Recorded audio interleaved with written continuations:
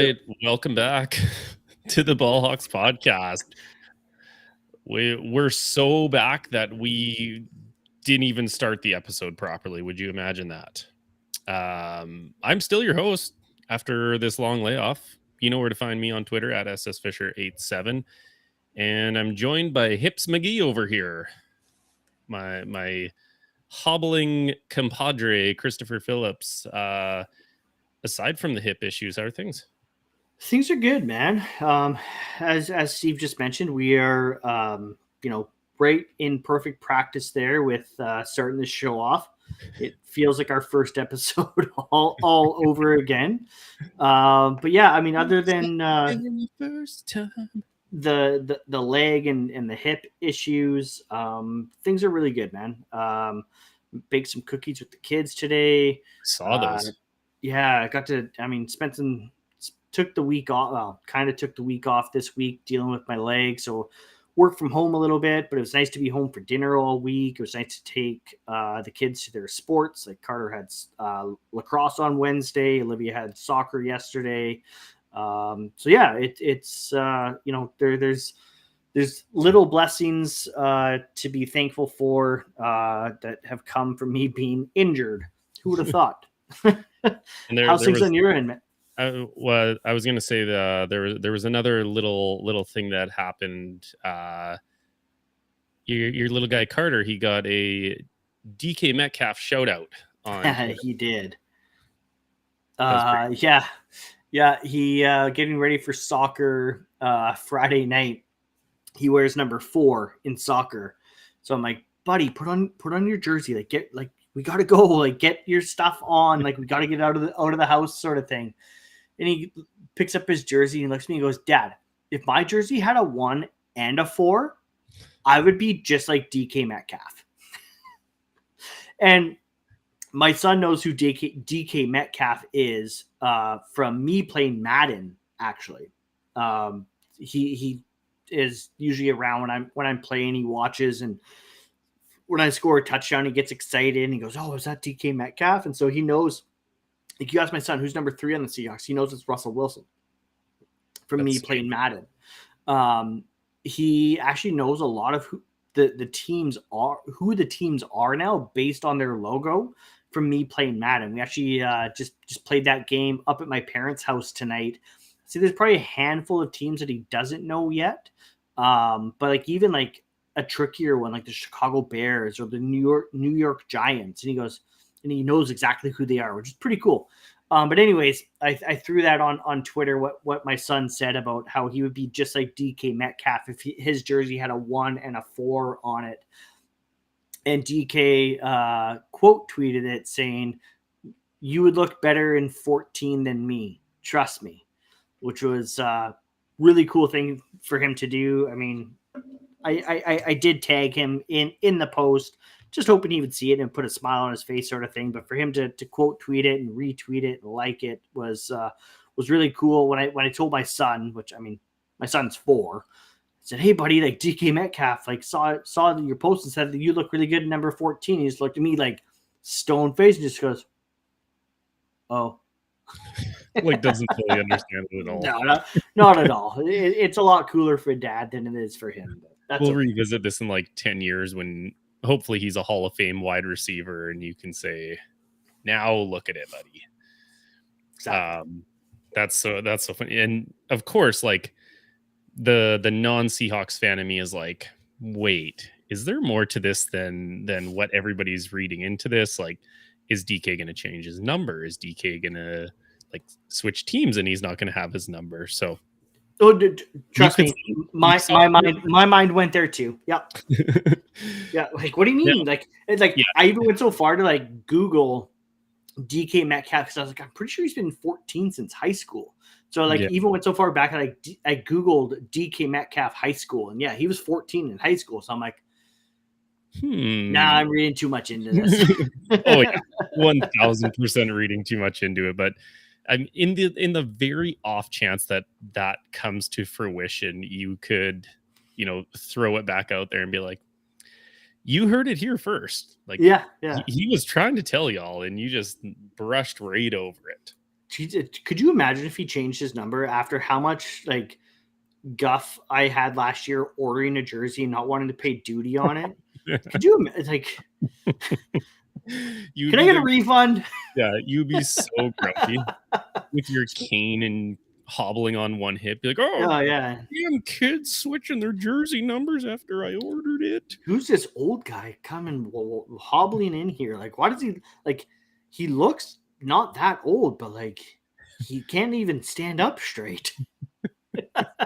Speaking of jerseys, do you like my new? I went full throwback tonight with my new Matt Hasselbeck jersey that I found on Facebook Marketplace of all places.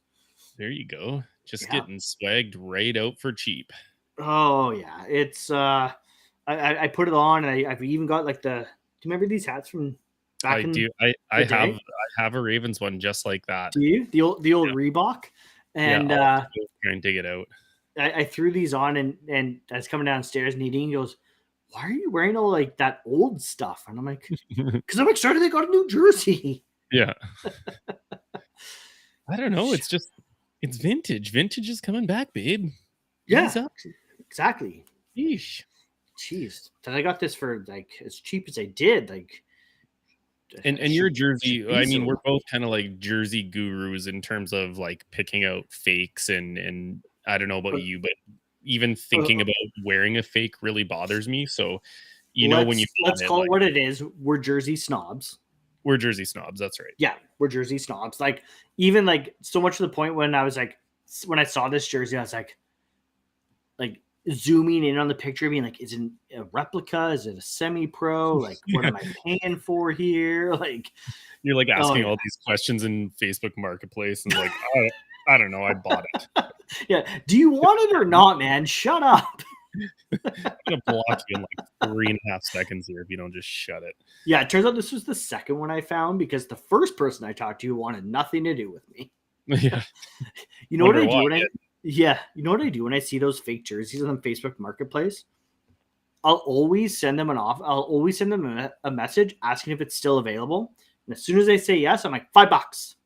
Buy it for $5. And they're like, what are you talking about? I'm like, it's about what it's worth. Yeah. And then I get blocked. And it's I mean, worth it it was bought for every single $20, time. originally. So Right. And they're selling it for $150. yeah, nice try, bud. Nice try. Can't pull the wool over these eyes. Yeah, because there's already wool over them. Yeah, so we haven't done an episode since before Super Bowl. It's We been a started while wow. since I could do a podcast again. It's been a while. And what little followers we still have remaining, we've lost all of them with that song. But it's kind of interesting because it's almost coming up on the 1 year anniversary of when we started this thing, and that was Next the weird week. right. That was the weird part of us starting this whole thing up was we started it up right after Super Bowl, basically in the off season, and I know we both had a little reservations from it, and obviously after doing a whole year of it, we're like, nah, it's fine now. Like there's always something to talk about in the off season, especially this time of the year. So I thought we would start off with some free agency news or like rumors because I think free agency is a week from tomorrow when it all It's a opens week. up. I think it's a week today, actually. Is it a week today? March I know it's within a week. So March these obviously 13th, I like think is aren't. what I saw. Yeah, they're not signings and they're not confirmed or anything like that. But we'll just go through a couple here and maybe we'll save one or two of the Seahawks and Ravens for the very end of the free agency part here. So one of the first ones that kind of came out, and I think this might happen tomorrow. The Cowboys have been in rumor to likely release Amari Cooper, or trade. I feel like they would have gotten a trade offer by now if they were looking to trade him. But Dallas releasing Amari Cooper, what do you think about that one? I mean, if they can bring back Michael Gallup, it makes sense. That's Um, what I first thought of too. I was like, maybe yeah, there's something in the brew with Michael Gallup that they're willing to let him go. yeah, and then that initially I was gonna be like, oh yeah, it makes sense. Like whatever, it's just Amari Cooper. But then I'm like, well, no, because Michael Gallup's a free agent upcoming too next week, and I was Yeah. like, I mean, sure, Cedric Wilson played well there, in a few games last year, but is he really a guy that you can rely on to be your number 2 receiver? Yeah. I Makes me mean, nervous, right? yeah, not well. I mean, you're talking about the Cowboys who were one maybe stupid play away from having a chance to go to the Super Bowl. They're definitely in win now mode. Um, I we all know why the Cowboys want to get rid of Amari Cooper. He's got almost $20 million in fully guaranteed contract. I think his cap, sorry, the Cowboys cap saving would be about $16 million. And I was looking earlier, the Cowboys are in the hole 21 million. So they've got to get out of that somehow. That's obviously the most likely. They've got CD Lamb there who they can kind of really rely on. Dalton Schultz was a big kind of turnaround for them in terms of catching passes and being a receiving target. Like you said, Gallup, if they were to get a deal done, but I just get a deal done. Wow. And Chris is kicking things. Chris is so angry about what I'm saying. He's literally kicking things off of his table with his good hip. Maybe those were his crutches. He's like, I'm tired of these crutches, and I hate the Cowboys that much. I'm just kicking these stupid crutches over. It's just my strong hip. Yeah. Well, we'll get to that in a little bit. We'll get to Kenny Pickett's strong hand in a little bit. So what really confuses me with this is, okay, you save $16 million, but then you have to pony up for Michael Gallup. And if you don't pony up for Michael Gallup, then yeah, like you said, you have Wilson and you have CD Lamb as your 1-2 punch. And as good as CD Lamb is, I don't know if that screams Super Bowl contenders. You're losing two really big pieces. You would think they would go somewhere like, you know, getting or cutting Zeke. I know that sounds crazy if you're a Cowboys fan, but his cap hit is $18 million. Maybe you ask to restructure or But I don't know. what's the dead cap on Zeke if they were to cut him versus the dead cap on Amari? Yeah, I'm just looking here. So the dead cap is quite a bit. Amari's dead cap is 6 million. And Zeke is 30 million. Oh, Jesus. So That's why yeah, they're not cutting Zeke. I understand that, but just from like a player perspective, like there's got to be better options. I don't know. I'd have to Right. like really look through the Cowboys roster to figure that out. But it just seems like if you're in win now mode, there has to be another play in store there if you're just willing to get rid of Amari Cooper. I don't think he's ever lived up to his big contract. I think it was 5-year, $100 million that he signed way back. But he's still a productive receiver. He's capable of 1,000 yards, 10 touchdowns kind of thing. So that's a weird one. If they do cut him, where do you have a best landing spot or? I mean, I've seen a few things kind of circulating on the old Bird app there. Kansas City. I've heard that one too. Wouldn't that be Yeah. close? Oh god, like throw him in there with Tyreek, Kelsey, and whoever the Chiefs decide to throw at running back. Yeah. Maybe LA with the Chargers.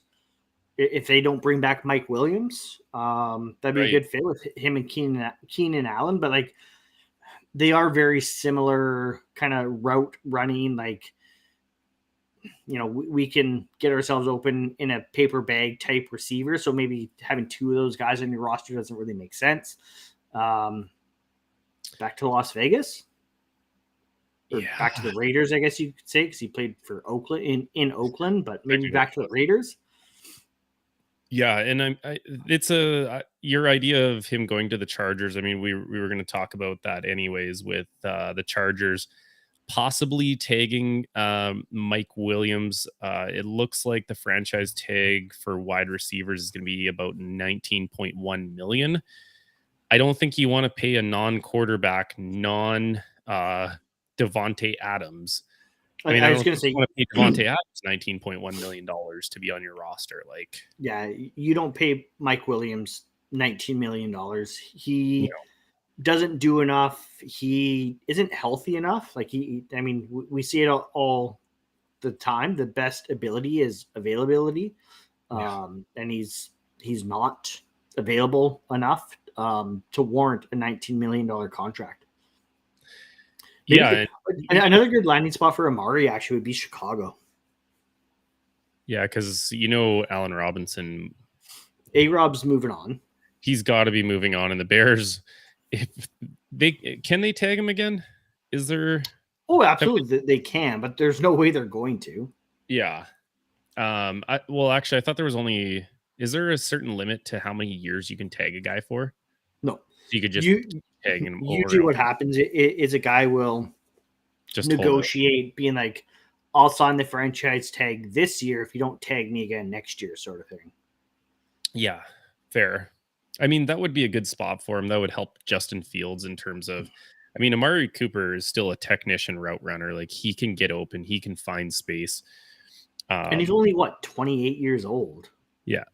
Like he's not old by any standards. I mean, he's been in the league for a long time, but he's still a really young football player. Yeah.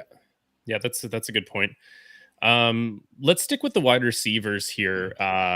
There was rumors that Odell Beckham Jr. and the Los Angeles Rams have interest in a long-term deal. So I think we saw how good Cooper Cup, Odell with Matthew Stafford can be.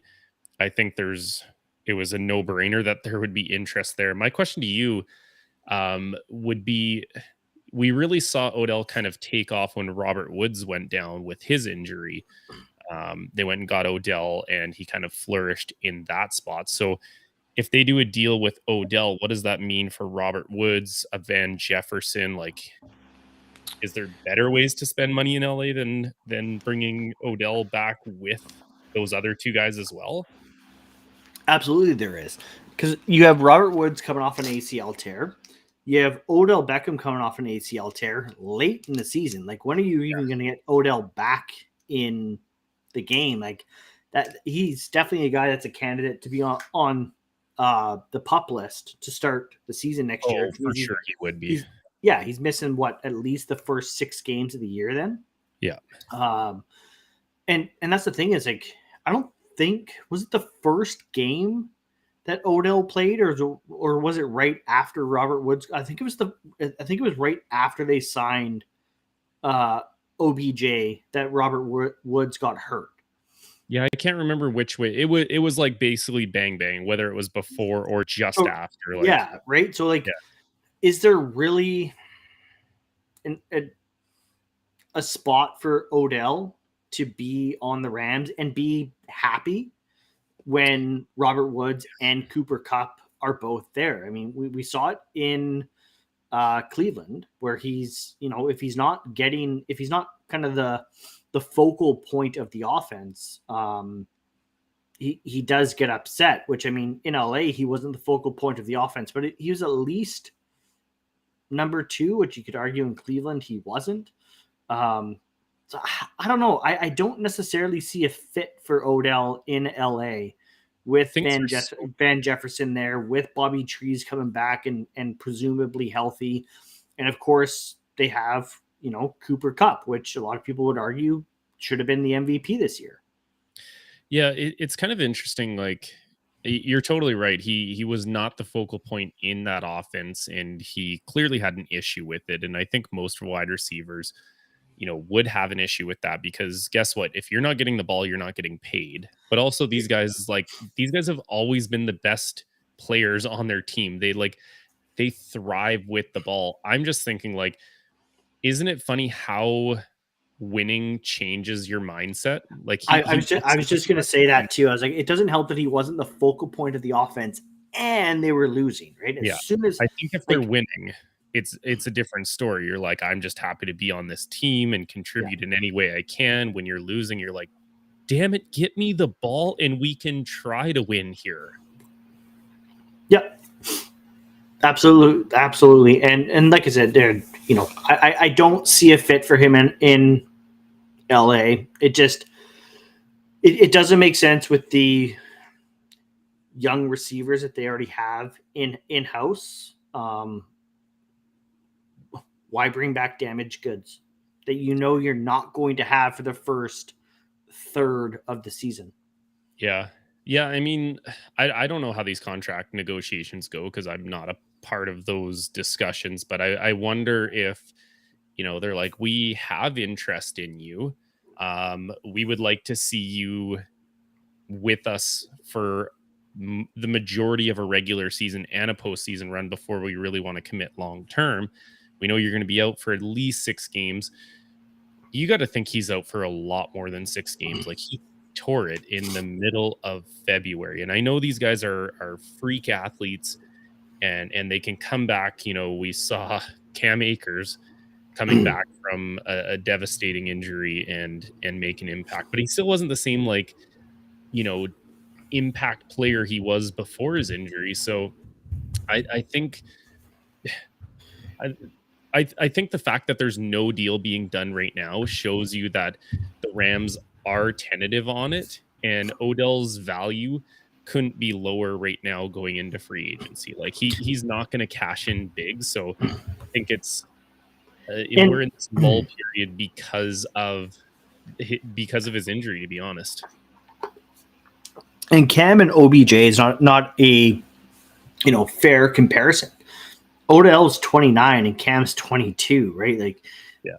I mean, not to say because I'm not an elite athlete, but one thing that I've learned as I've gotten older is I don't bounce back as quickly as I used to, right? Like you don't bounce back at all by the sounds of it. Exactly. I don't bounce back at all anymore. It's the ground. Yeah, it's basically like, oh, you're hurt again? Yeah. You're screwed. You're screwed, bud.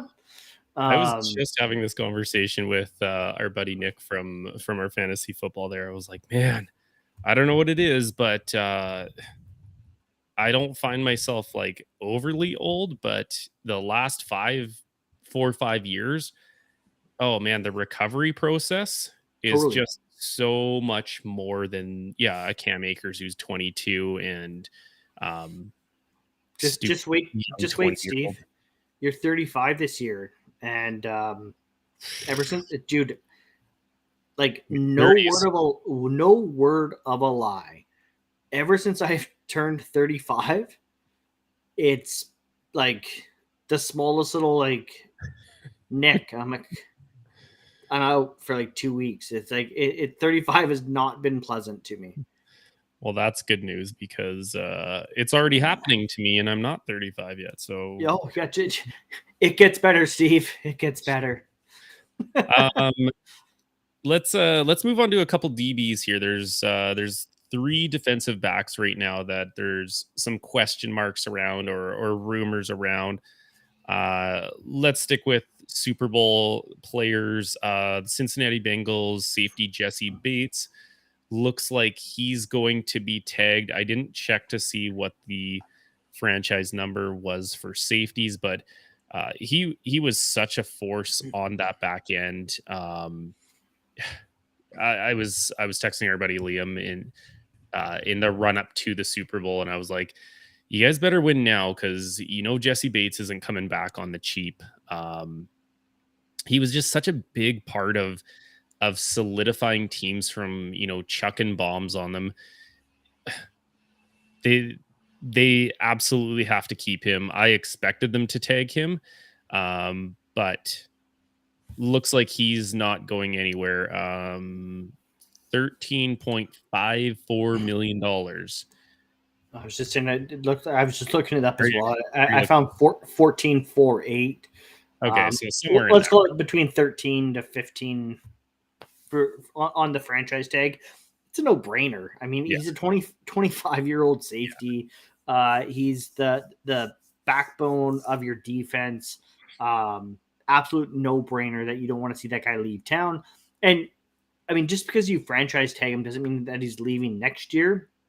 It's just giving Right. you, what is it, 3 or 4 more months to negotiate a long-term deal. Yeah. And the Bengals have, going into next year, the Bengals have the fourth most cap space of any team with a Wow. projected $49 million. So I don't expect him to leave anywhere. They would be absolutely foolish not to. Like you said, it's just buying them extra time to get a long-term deal done. 25-year-old kid, you want to lock him up for probably 4 or 5 year deal going into the 22 season. If there's one thing I've learned playing Madden, sign all those young guys for 7-year deals. Just get it out of the way. Only these contracts just followed Madden rules. It'd be so easy. Oh man, it would be so easy. I've kept my team like a steady 88 overall, making some trades, wheeling and dealing. I could basically do John Schneider's job now. Like it's scientifically proven. I mean, it's easy, isn't it? Isn't it just like you sign so it, easy? I can do it in my pajamas while drinking coffee. Come on, John Schneider. Yeah. Let's move to the other side of the pendulum with safeties. I thought this one was kind of funny. Ian Rappaport, I was watching some combine stuff today, and he didn't really trash Tyrann Mathieu, but he was like, oh, and for the old guys, and people kind of had a heyday on Twitter. He's like, he's not quite 30 yet, but he will be in the next month or two. And people had some fun with that, calling Tyrann Mathieu old at 29. But it looks like he is going to hit the open market. Kansas City has approximately, I think, 11.5. Let's see, 11.5 million dollars in cap space. I think they're working on an extension right now with Tyreek Hill. Maybe that kind of factors in because they want the Honey Badger on the back end, but it sounds like he's gonna test the open market to get paid. Is there a team where you see a need at safety, or like is he just gonna go for highest cash bidder? Dallas, maybe. I know. I mean, circle back to when Earl Thomas was a free agent. I think 3 years ago. Dallas's name kept coming up in the Earl Thomas talks. I mean, of course, a big part of that was, Earl going into the Cowboys locker room saying, "Hey, come get me if you have a chance. Come get me." Which, sign me. Yeah. I know Baltimore has been kind of rumored online a lot that there might be some interest there of bringing a guy in, but I mean, at the same time, I mean, Earl Thomas, they might be a little gun shy to, they might be a little gun shy to bring in a free agent safety again, like they did with Earl and have it not work out. I mean, especially with a guy like Tyrann Mathieu, who is, I mean, he is very vocal and he is very, kind of does his own thing and what have you. So I don't know, maybe not a fit there, or maybe the Ravens just aren't overly confident about bringing a guy in that they don't know. Which is fair. Yeah, which is totally fair. But yeah, I'm going to say the Cowboys probably make the most sense. I mean, their defense still isn't great. So, I mean, they have Micah and Trayvon Diggs, but there's definitely some, cutting the guy like Amari Cooper, maybe that opens up some space to bring in a guy like the Honey Badger. Yeah. Yeah. I mean, if they can get away from some cap issues, obviously the joke around the NFL is like, if the Saints can do it for this many years, anybody can do it. So, maybe they shuffle some money around and they take a stab at him. I could also see a guy like, or a team like the Jaguars, the Dolphins, like all of those teams with tons of cap space. You know we're going to be in on it. The Jaguars, I think, are tired of being everybody's little brother, and I can see them just going on a shopping spree and saying, "Okay, we're going to take this, and see if we can be relevant and just not be the basement team over and over and over." But a big thing with that too is guys have to want to sign there, right? Yeah, and with Trevor Lawrence being there, I think it's more desirable than what people think it is. Right. Um, Things are definitely looking up for sure. But you got when to think you like see they've a had team drafting first overall 2 years in a row, like what's the well, culture like really like, right? right, and I think a big part of that is Urban Meyer just being maybe the worst head coach in NFL history. But when you think of like a player wants to go somewhere where they can make a difference, maybe, and like think of all the pieces you have on that team. Like they've got Jenkins as a safety right now, so maybe they don't need to put their money there. They've got Shaq Griffin, they've got Miles Jack, they've got Josh Allen, they've got the a high draft pick that a lot of people are thinking is going to be a D end, or maybe they go tackle finally and protect Trevor Lawrence. We're probably going to get more into that as the draft gets closer, but um, I'm just thinking teams with a lot of money uh, are going to be in his services. I think he's a guy that's smart enough to know like you're getting up there in age. So if you're signing a big lucrative deal, like this might be your last time to really cash in with whoever can get you the most money. So I Yeah. don't see him coming to Baltimore. I know I'm probably going to take some heat for this, but I just think there's better places to possibly spend money if you're the Ravens. Offensive line being one of them. So for their sake, I know they don't have a ton of cap space. They would obviously have to do a deal with Lamar Jackson. They would have to extend a couple other guys, maybe cut a few guys here, to do what they want to do in addition to signing Tyrann Matthew. So I don't see it there, but who knows? You never know. One that's really interesting for me, and this can just be classic Belichick kind of shenanigans going on. Uh, it's reported that the Patriots are not going to tag J.C. Jackson, and they're going to let him hit the open market. What what are the Patriots doing? like, I for, mean, it's classic. Like you said, it's classic Belichick. It's classic. It's the Patriot way, right? Like no one person is bigger than the team. Um, let's not tie up, all this money into a guy like J.C. Jackson, as good as he is. I mean, you look, they just moved on from Stephon Gilmore as well, right? Like, obviously, they see bigger needs in other places, or maybe they have guys in place already, or maybe they just wanted to let J.C. Jackson test the market and be like, I mean, there's going to be a huge market for him, but maybe, they yeah, can turn around and say, like, nope, see, like, come back to us, or whatever it may be, right? So, I don't know.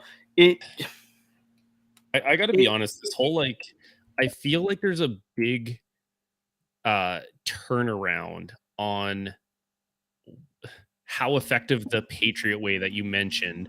Uh, how effective is that Patriot way? I know for years it was like you said, no one person is over the team, Tom Brady included. I know he was in there for years, but I think it was Tom Brady, and we're seeing that it was Tom Brady was the Patriot way, and like if you would have let him go earlier, you would have been in this rebuild mode a lot earlier. So like when I'm thinking about letting a 26-year-old kid just impact a career here with you have some fan issues going on there, Christopher. sorry. There we go. His fans trying to cool as old man hip up there.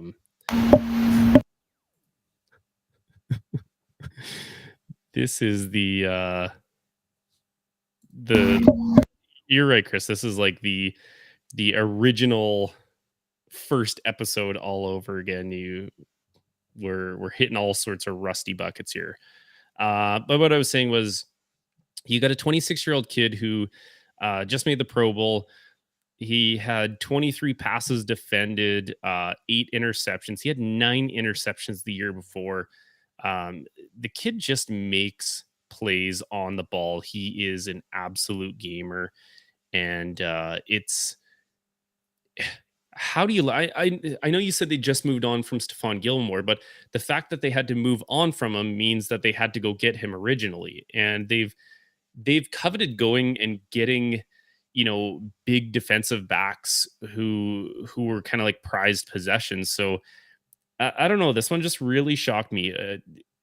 Corners who are shut down guys like JC Jackson in their prime years, who are playmakers as well, that can get you the ball. You just don't let those guys go. I don't know. Maybe it's because my team just went through a year where every one of their good corners just got thrashed, and their defense just didn't turn the ball over. Like, we didn't get any corner support with that kind of stuff. So for me, I'm shocked that they're going to let that happen. I still think there's more to it than that.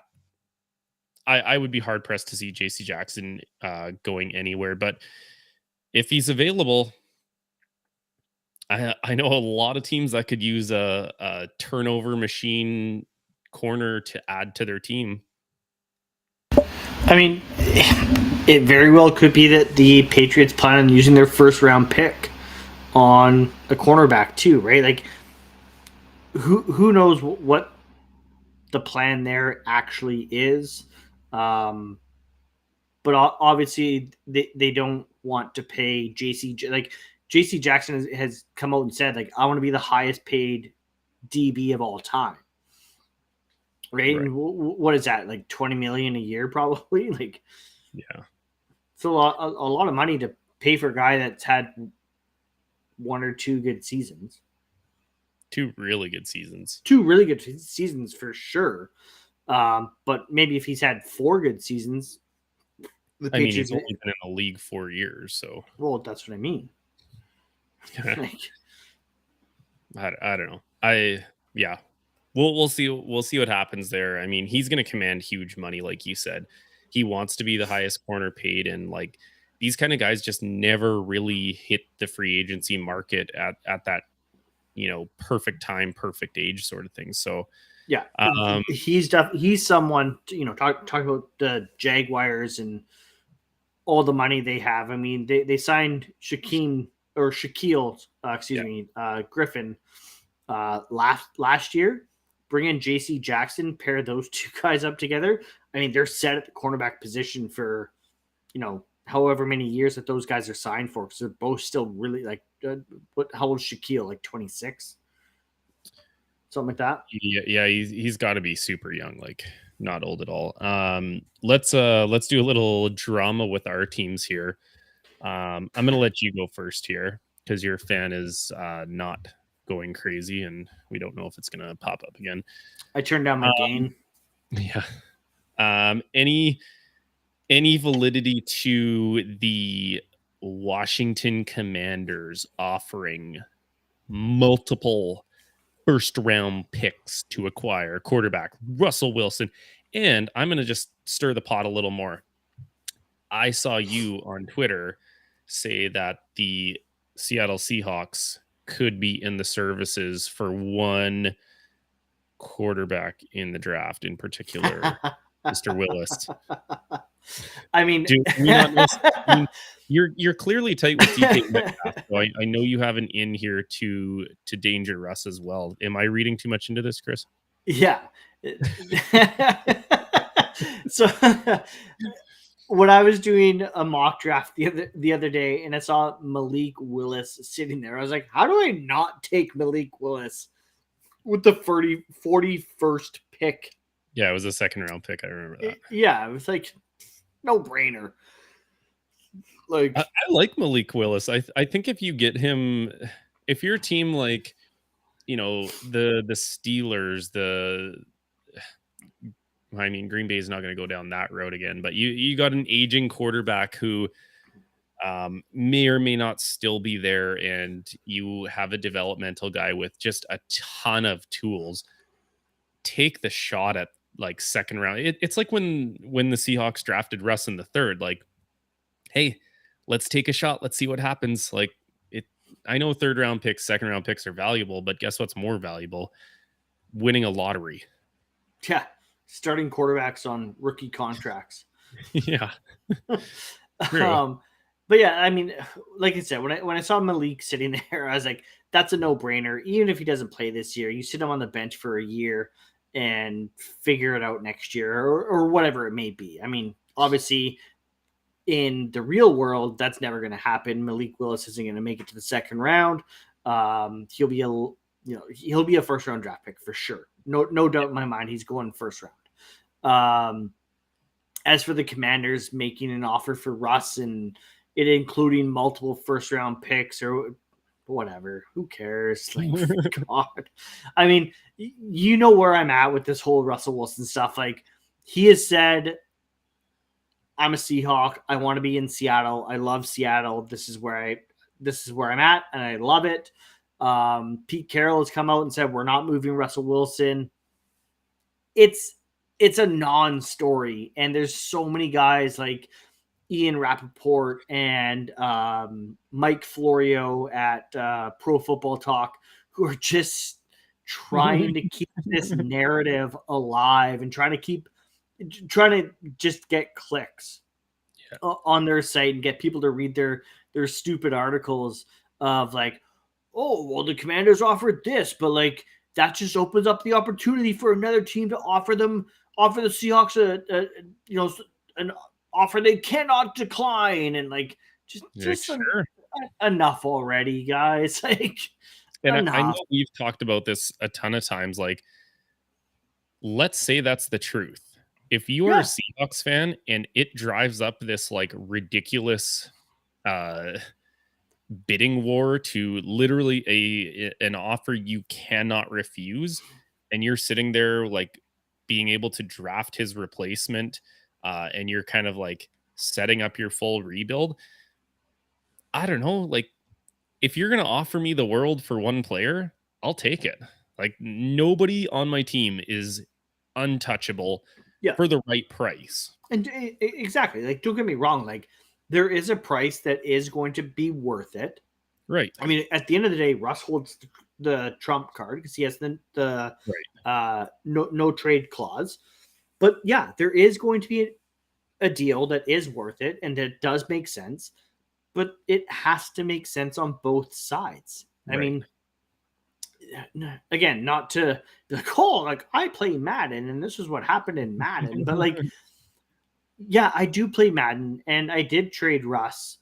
I mean, it was a nonsense deal that would never happen anyways because I traded them for Penei Sewell and 2 first-round picks. But like, that's the thing. It's like every player does eventually they all have a shelf life. And if you can get any sort of value out of a player before he reaches their best before date, you jump on it. You have to take that because it gives you an opportunity past that. Yeah, it gives you an opportunity to kind of jumpstart, call it that rebuild, that retool. Yeah, it gives you a chance to jumpstart the next era and to get ready for, the line out of the Patriots, next man up, right? It's so true. Like we talk about this all the time, not just with football, but sports in general. Like these. I don't want to call them blinder fans because I don't really care how somebody decides to like be a fan of their team, but maybe it's because I can be non-attached. Like there's players that if you trade them or your team trades them, like a Russell Wilson who is going to be Ring of Honor Seahawk, Hall of Fame type player. Does it suck? Absolutely, it sucks. Absolutely, you have those nostalgic ties, but if you're offering me something that sets up my next era of football and my team can be, competitive for another 10 to 15 years, why do I want 2 to 3 years of competitiveness right now on a roster that maybe has way too many holes to seriously be a contender versus getting rid of that and getting just so much in return? I'm taking a deal if, like you said, you don't want to trade him. Everybody has a price, and it just depends on how comfortable you are for that price. Like if John Schneider is looking at that and somebody offered Penei Sewell and 2 first-round picks, maybe that's the price. And you're like, okay, well, we got a franchise left tackle for the next 15 years and, you know, 2 super high picks. Well, I guess it's time to roll the dice and try it. You might get burned, but you might also like hit it right on the head. Yeah, and like you said, like not only does it like give you an opportunity to you know reset at the quarterback positioning and get younger and cheaper there, but it gives you the opportunity to take those resources from one position and spread it out amongst Yeah. other holes on your roster Yeah. and fill other holes on your roster that's going to make your team better as a whole. And that's kind of where it's a fine line, right? Like I said, like the whole best before date, right? Like you want to get rid of a guy before he reaches his best before date, to try to capitalize on being able to fill other holes on your roster. So And I think it's really important to also understand where a franchise is uh, in their competitive window before making those decisions. Like, let's take the Bengals for example. They are not moving Joe Burrow. I mean, right, there's a price. There's a price out there where any GM would trade their franchise quarterback. The Bengals window is right now. okay, They are going to be competitive for the next 5-ish years while Burrow is still, making reasonably low amounts of money.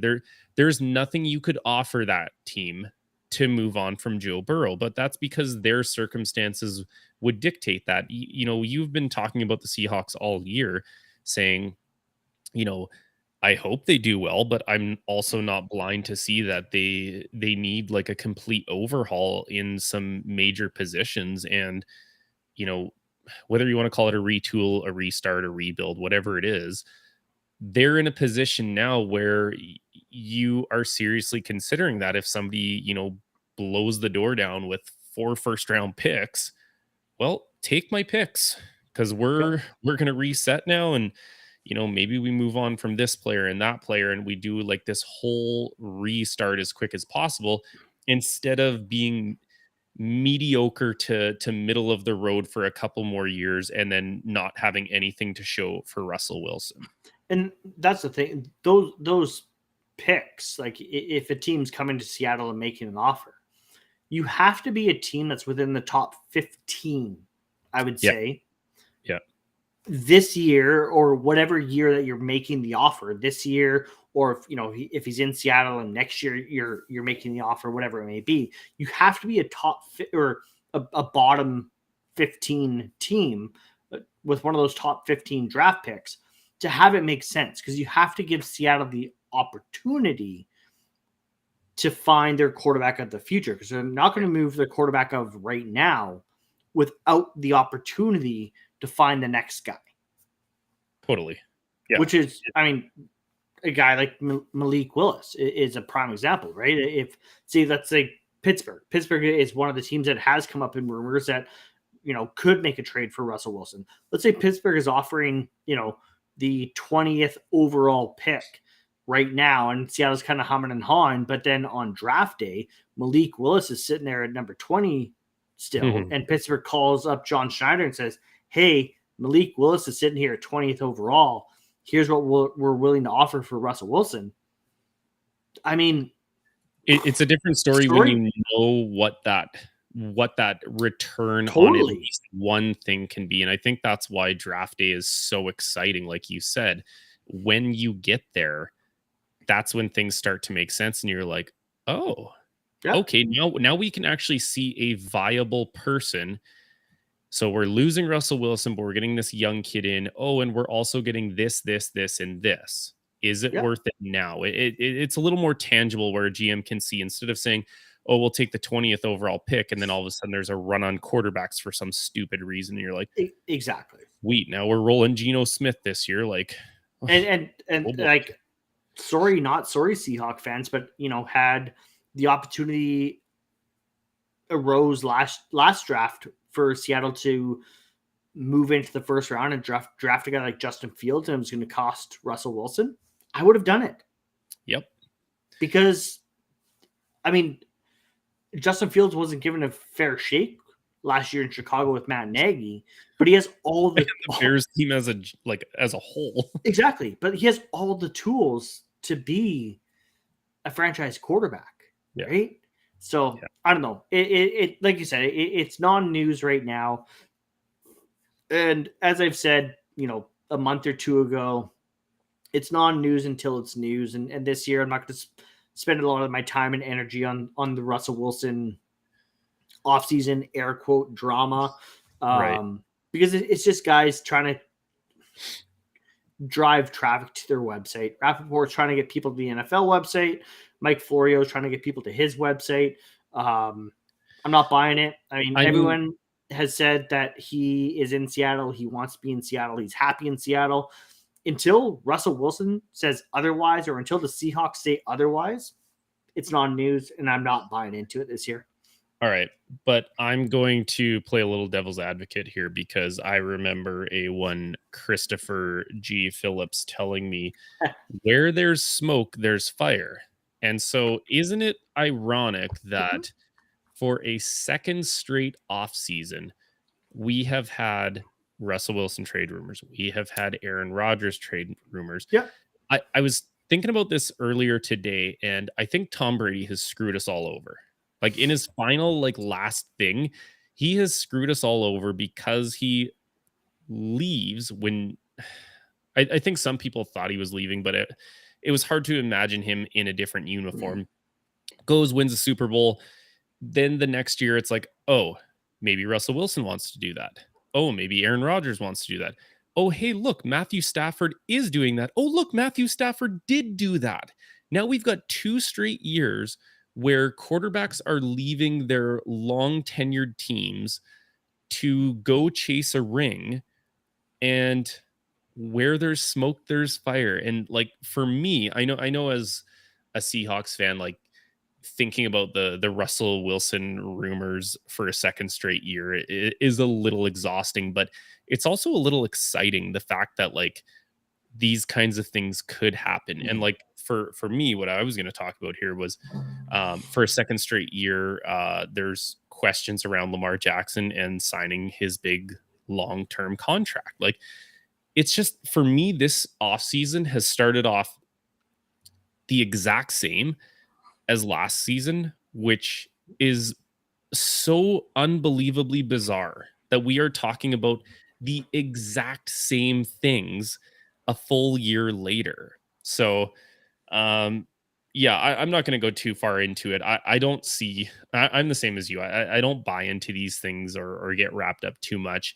The interesting part for me was I can't remember where I read it, but someone was talking about will Lamar Jackson kind of do a Dak Prescott and kind of just play the franchise tag this year. If he doesn't get that mega reset the market deal, go on the franchise tag next year and just keep doing that and keep maximizing your profits. Our good buddy Kyle once had some data for me. If all NFL players allowed themselves to be franchise tagged for even just a portion of their career, they would end up making more money than these big long-term secure deals. And so for me, obviously I want the Ravens to lower their cap hit next year to be competitive, to go for a Super Bowl, to lock Lamar up. Um, there's nothing you can really do about these contracts. And yeah, I don't know if there's any news behind that, but I just think he's probably going to play the year on the franchise tag, I think. Well, he's in his fifth year option, isn't he? Yes, this year is his 5th-year option. Yeah, so franchise tag's not even a conversation until next year. Yeah. Yeah. Did I say franchise tag? Yeah. Okay. It's late for me, bud. It's okay. It's okay. I'm usually in bed. Hey, it's okay. There's no judgment. Like these podcast things go. All good things, Steve. All good things. All good things.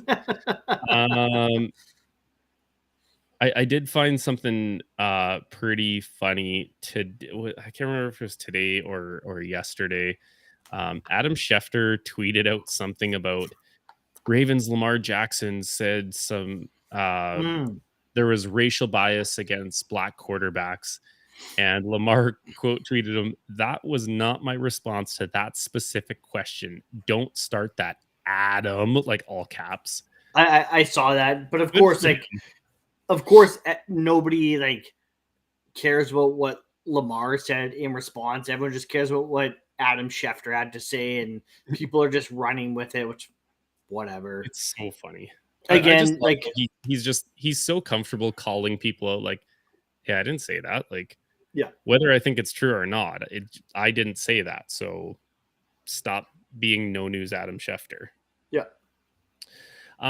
This would be a good time to answer our question from Twitter. I don't know if you saw it. I did. Our friend Michaela Mattis, for both Chris and Steve, who would be the draft pick that you would be most happy with your prospective team selecting for their first pick?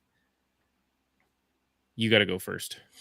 I mean, I don't watch a lot of college football, so I don't really know too much about these upcoming prospects and, who should the Seahawks draft and who's the best and whatever, like who makes sense, like as far as like where the Seahawks are drafting and what have you. Seattle's probably biggest need is pass rush right now. So pick an edge rusher with an average draft grade around 41st overall, and that's who I want.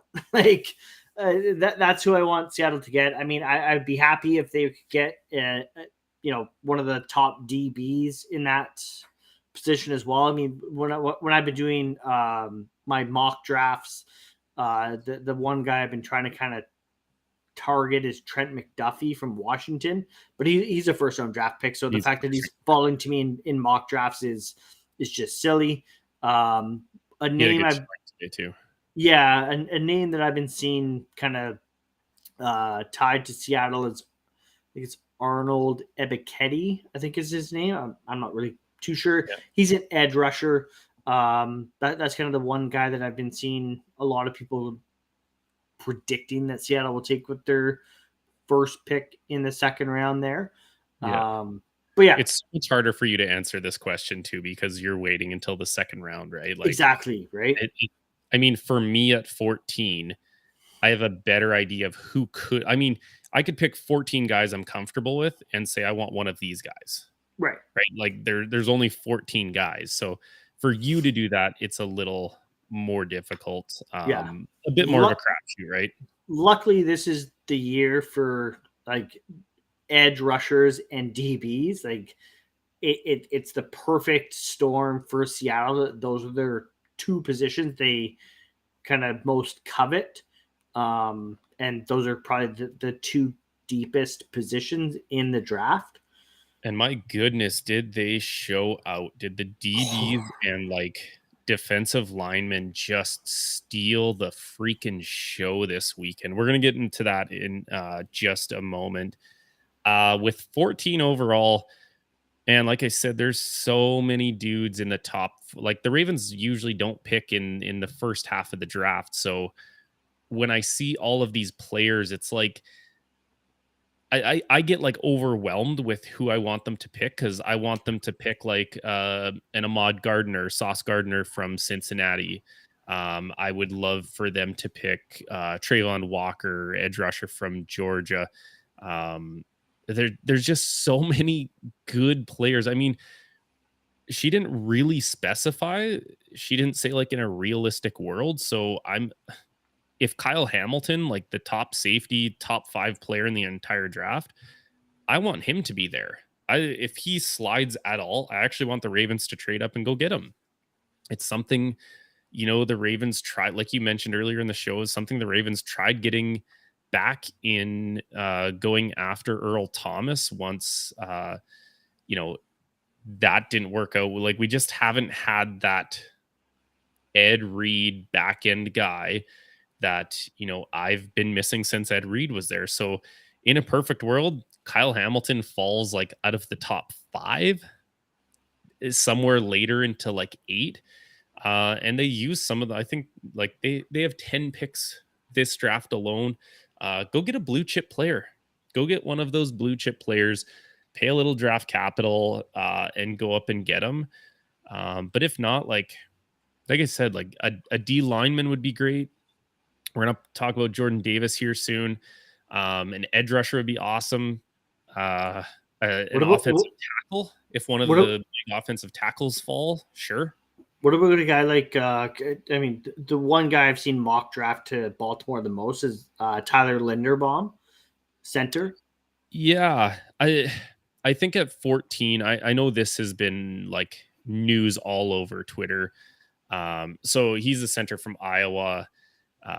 He's big. He's right. He's kind of like the comparison was Creed Humphrey, who a lot of Ravens fans wanted last year, and to be honest, would have been a great pick.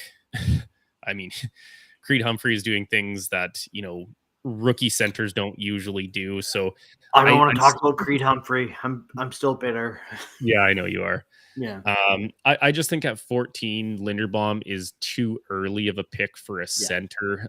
If they trade back to like the mid 20s, kind of later in the first, and they pick up a ton of draft capital, sure, why not? But like I'd mentioned earlier, I think this is probably the draft where you go the other way finally.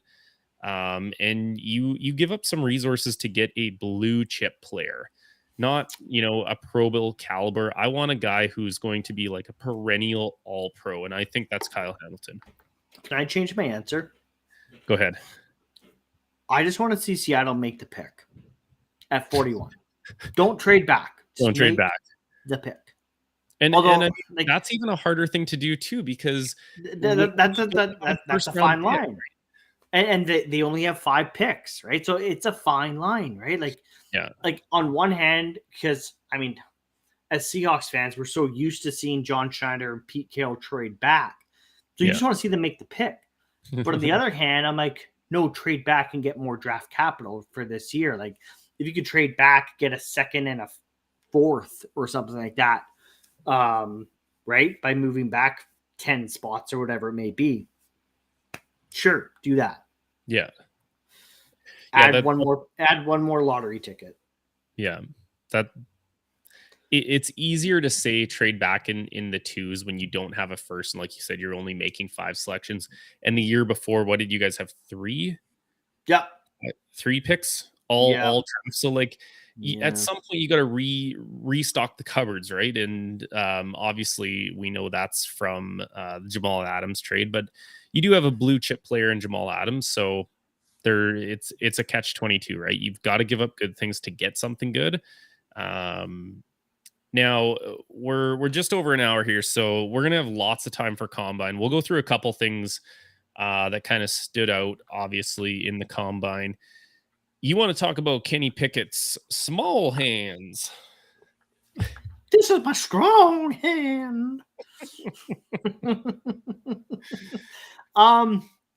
Yeah, Kenny, everyone made a big deal about, Kenny 2 gloves, Pickett from Pitt. Everyone was talking about going into the combine, like, what's his hands going to measure out to be? What's his hands going to measure out? How big are his hands? Who cares? Like small. Yeah, so his hands measured 8.5 inches from thumb to pinky. Yeah. Which is the smallest measurement since like Mike Vick or something like that. Oh, I was thinking Teddy Bridgewater. Wasn't that the big thing with him coming out? Was he was like a fringe first round player because his hand size was so small. Oh, I don't know. I'm pretty sure that. I mean, I don't know if it's like the first one since then, but it. Uh, it would, whoa. What is that? Chris is The best prospect in the draft is who? Chris, for me, Rich, it's your guy. It's Aiden Hutchinson. Shut your computer off, dude. What is going on? What was that?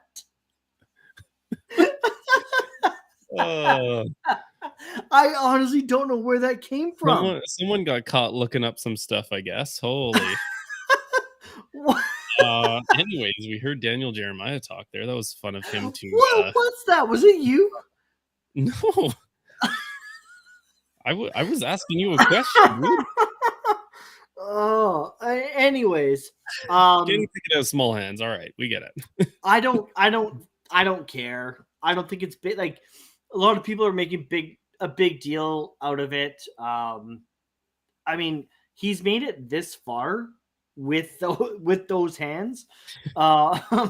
Like, what a weird way of phrasing something. Wow. Yeah. With these hands, I don't know what to say to that. Jazz fingers. You're gonna roll today, bud. Yeah, he's made it this far. He's like, why now are suddenly his hands going to become an issue? I mean, everyone was talking last year about Joe Burrow and his 9-inch hands and how that's going to be an issue, and the balls are bigger. He'll figure it out. He's got his. He already is used to throwing the ball with gloves on, so it's not like he's going to have to make an adjustment. He's like, okay, well, the balls are bigger and my hands are really little, so I'm going to put on a glove and have to throw the ball. Like, no, like he's already got the mechanism figured out. So I don't know. Again, everyone trying to make a big deal out of a small hand. Yeah, mountains out of molehills. Mole hands. You'd be interested to know that Daniel Jeremiah did say that the small hands did not concern him, and Kenny Pickett reminded him of a more athletic Matt Hasselbeck. So, I mean, hey, my guy. There you go. If you're a team, I mean, we know he's a first round pick, essentially because the quarterback class this year just doesn't scream excellent. So he's the best of the worst, if you want to call it that. I mean, if you're a team picking in the teens or the 20s and someone said you could get a more athletic Matt Hasselbeck with, a mid first to late first round pick, I think you would be jumping at the chance to go up there and take a Kenny Pickett. Guy that stole the show this weekend, Jordan Davis. Good Lord, that is a massive, massive human being. 6'6", 341 pounds. Oh my, I could not believe that he ran a 4.78, a sub 4.8 at that big. I don't even know how to explain how that happens. That is like, last year we kind of started the, I challenged you to run faster than Rich or whatever. And you're like, oh, I could do that. And then you started like actually running for time and you're like, wow, like, getting under 5 seconds is really damn hard for an average athletic guy. Running under 5 seconds is tough, and most people cannot run a sub 5 second 40. I'm 5'9", 185, and I was not under 5 seconds.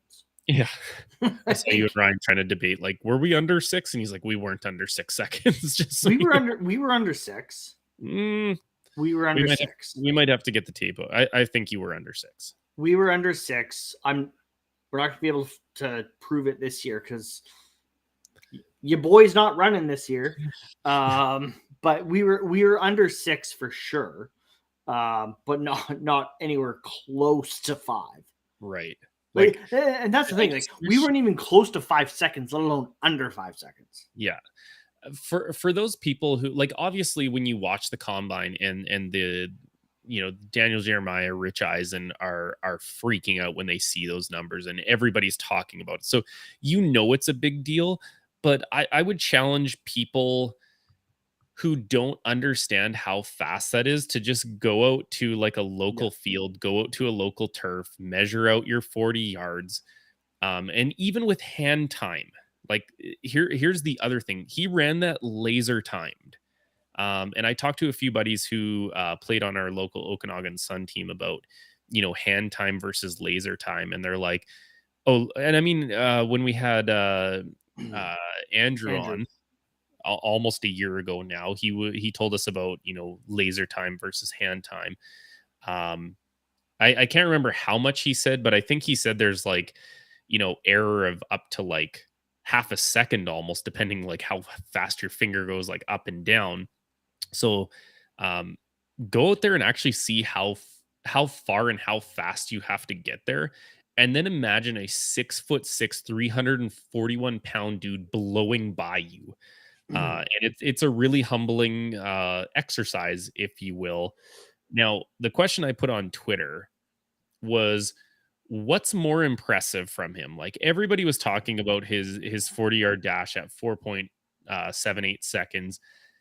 He broad jumped 10 foot 3 inches, 10 feet for that dude to like, that was one I didn't actually see.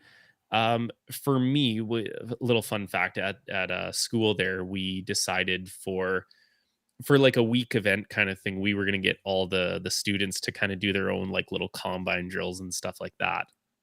And of course, we're doing demos on like broad jump and stuff like that. And I was kind of showing them some markers of where people were jumping. Obviously, I did like Byron Jones's world record, 12'4" or whatever it was, and they're like, "Oh my gosh, like that's how far a human can jump." I'm like, "Nope, that's how far one human can jump." So it'll be fun rolling out the tape for them tomorrow and showing them, "Hey, this guy who is basically like two of me jumped this far, like way further than me. Like, he is just such a freak, such an Yeah. absolute freak." I mean, for me, to answer your question, and it's probably because I saw it live. I was watching the combine when he did it. The 40 is more impressive to me. Really? Yeah, like I it, think the jump, man. it jumped off the screen, man. Like, watch. I know you missed it, but it jumped off the screen. I was like, holy crap! Like, he is moving, like he is explosive. And then to follow it up with the 10-3 broad jump, just kind of like proves the point that he is as explosive as he showed in that 40, right? Like, good luck. He is the next Aaron Donald. Like, he is just like, maybe that's a high superlative, but like, he is. I think that's too high, but he's going to be a game changer for sure. Oh, he's a game changer. With that explosiveness, he is going to be a game changer. I mean, they were saying like with the D line guys, like really they're looking at the 10-yard split more so than the 40-yard time. Yeah. And his 10-yard split was like 0.05 different than Aaron Donald's or something like that. Like, it was like, yeah, like it was like an eyelash, basically. So he's going to be a total game wrecker. I think in a similar regard to Aaron Donald, maybe not as dominant. But what makes Aaron Donald so dominant is that he is on the field for every single snap. Like, when in the SEC championship, when Alabama beat Georgia, they played some up-tempo football against them, and Jordan Davis couldn't get back on the field. Like, he was so gassed. that he couldn't be a game changer, where you could never do that to Aaron Donald. Like Aaron Well, Donald almost gets a no, little like bit better. you see pictures of Aaron Donald with his shirt off, and you're like, Yeah. how in the hell is that guy over 300 pounds? Like, Yeah. does that don't make no damn sense? Like, That is a big man. That's yeah, a like, big he's muscle the man. literal definition of the Incredible Hulk. He is the Hulk. Yeah, Yeah. He should turn green when he's playing. he probably should. Yeah. I mean, I know I turn green when he's playing against the Seahawks, but it's green with envy. Yeah. Yeah. Were there any other guys that kind of stood out to you? I know you watch a little bit of it. I I saw was you watching it. so- Yeah, I was watching it on and off. Jordan Davis was the one guy that really stood out to me. I mean, trying to watch it while also my kids are yelling at me to be like, "Dad, I want to watch Full House." Like, sweet. yeah, I think Full House has become our pre-bedtime show. Oh yeah, with the kids, which has been a lot of fun. it's good. Get them into the oldies. Yeah, it's fun to go back. I watched Encino Man with the kids recently. I don't know if you remember that one or not, but Olivia was super into it, which is, I mean, she's so my kid when it comes to watching movies. Carter's like, as soon as the food's gone, I'm not interested. But like Olivia just sits there and watches the whole thing. No, honestly, I didn't watch enough of the combine. The D line is probably what I watched the most of. I mean, I was kind of keeping my eye on Ebiketie, I think his name is. Yeah. There's a D'Angelo Malone who has been kind of in talks of a potential Seahawks target in the later rounds. He didn't run a 40 this weekend, but he ran all the other drills, and he's super fluid and big, muscular, fast. So he was fun to watch and kind of keep an eye on. Yeah, it's there kind of, I mean, watching the DBs run the 40 times is just ridiculous. Like, you watch them running, and you're like, how is that a 4.6? Like, that guy is just absolutely moving right now. Like, I don't understand these speeds, but it just goes to show you what like elite level athlete differences are. Like if you're sitting on the couch there and you think you can run a sub 5, you most likely have trained track for a long time, or you know, you're active in something like football or hockey where you have to show explosive movement at a higher level too. Like what these guys do is just so beyond ridiculous. I don't know, like if one person really stood out, you know, more than a lot of the other guys. I was obviously keeping my eyes on guys that I've seen mock to the Ravens, like the David Ajabo, Trayvon Walker, or he tested like an absolute freak as well. I think his 40 was like 4.5, I think I want to say, and that's a linebacker. He's 270 pounds, and he ran a 4.5. I think his vert was like 36 inches or something like that.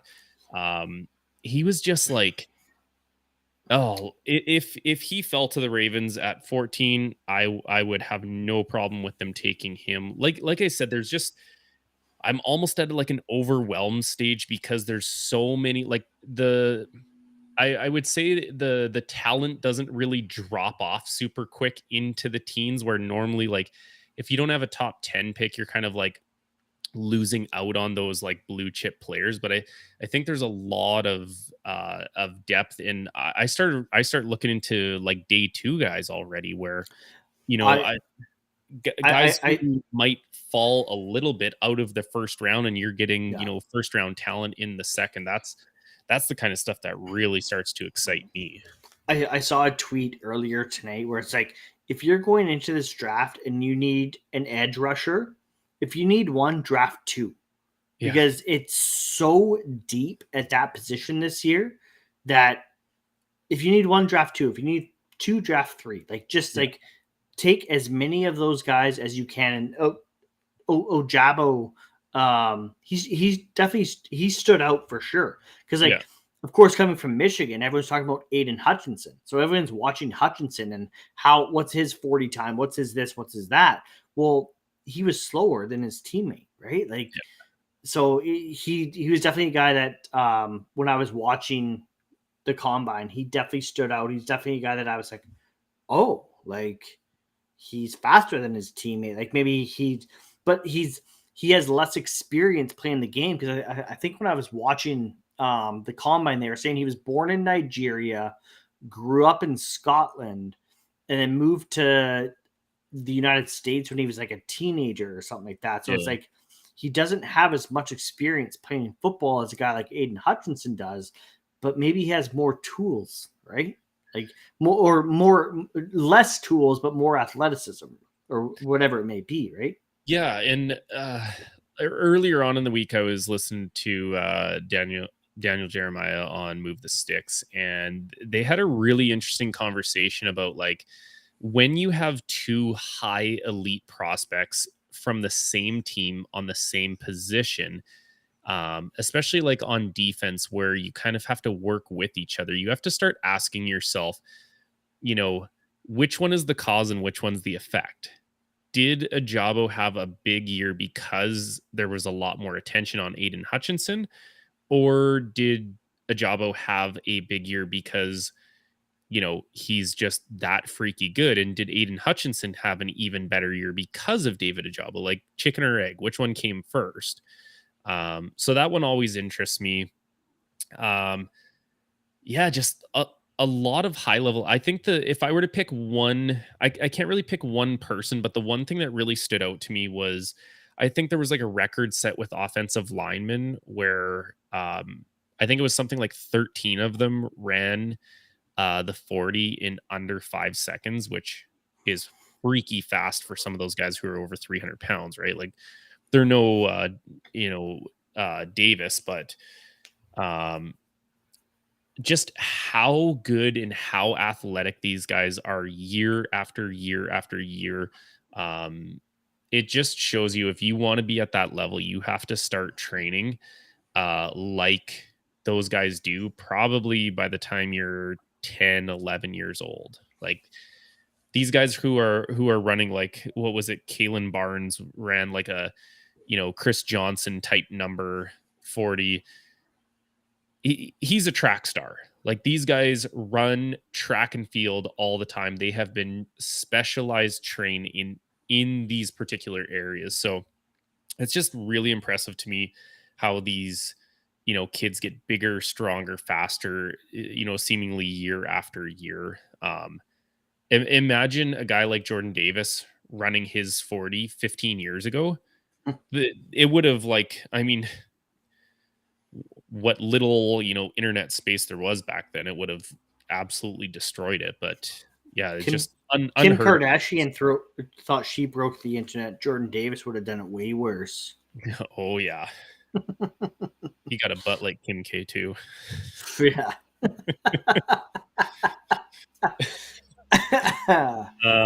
Okay. Fun fact. I'm more interested in Jordan Davis than I am Kim K. Very true. Yeah. Very true. Yeah. All right, we're almost out of time. It's my bedtime also. So got any last words for this week, my friend?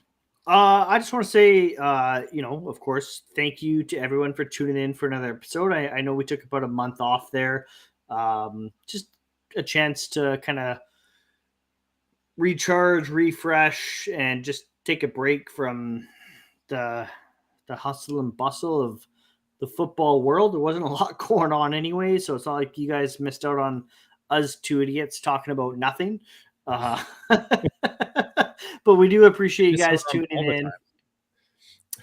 You can, of course, find us over on Twitter at ballhawks_pod. Check me out at PhillipsChris12 over on Twitter.